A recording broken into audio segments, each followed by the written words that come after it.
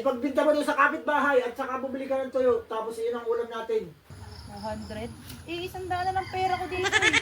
O pwedeng 100 na lang, mukha namang luma na yan eh. Saka tagtad na oh, baka nabawasan na yan ang kilo. Ano yan? Tuyo. Ay nasan yung karneng manok? Ang sabi niyo, ibenta. Opa, saan kayo? Ha? Saan kayo? Diyan lang sa labasan, may pupuntahan. Ari, hapon na wala pang ulam. Meron dyan sa rek, karneng manok. Ikaw na lang bahala. Kaya mo na yun. Ang gagawin ko dito? Ay pagbinta mo doon sa kapitbahay at saka bumili ka ng tuyo, tapos iyon ang ulam natin. Last din na magtatanong ka pa, alam mo naman eh. Ang bibili pa ng tuyo. Karning manok na nga ito.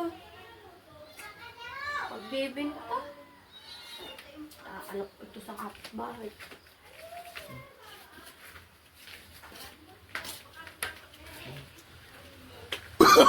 Oh, no, no, no, no. Ate, bilhin niyo na po ng Ha? Anong manok ba yan? Walang laman na. Oh, magkano ba to?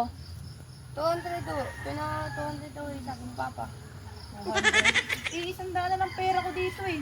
O pwedeng 100 na lang, mukha namang luma na yan eh. Saka tagtad na oh, baka nabawasan na yan ang kilo. 100 ano? Lalo, kasya na yung pambili ng tuyo. Marami lang ito yung mabibili mo na, matutuwa papa mo. Salamat. Tama. Wala mabibili ng tuyo. May sakit pa. Bili po. Tuyo po.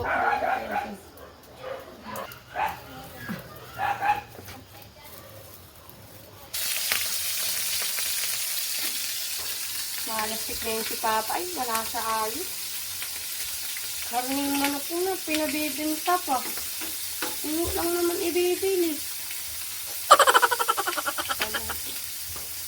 Sarap na sana ang ulam.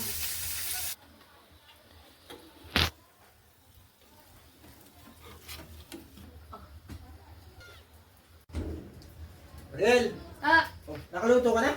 ay ito. Ano yan? Tuyo. Ay nasan yung karneng manok? Ah, sabi niyo, ibenta. Tapos yung pinagbenta na ibili ng tuyo. Ay, walastik kang bata ka na. Ay, ba't pinagbenta mo yung mga ulam natin? Abay, tinatanong ko kung anong gagawin na iyon ang sinabi ninyo Ay, walastik na iyan. Bang mahal pa man din ang magkano mo ba pinagbenta? Ay, 200 sana tumawan na yung pinagbentahan ko ng 100. Sabi ko, ay, sakto na pambili ng tuyo. Ay, may sakli pa nga eh. Ay, walastik ka ng bata ka. Ay, ulam natin nga yun sana ngayong hapon eh. Ay, ito sakli po, eh. Ay, walastik ka naman. Tinatanong ko kayo ng maayos kanina. Sabi niyo, ibenta, ibibili ng tuyo. Nagtataka nga ako. Bata ito. Magsarap na ng ulam pa. Ibibenta, bibili ng tuyo. Hindi ko nakakain yun ng ulam. Ay, walastik na lugi pa ako dun sa pagbili ko noon. 200 ang bili ko noon eh. Ay, tinawadan ng ali.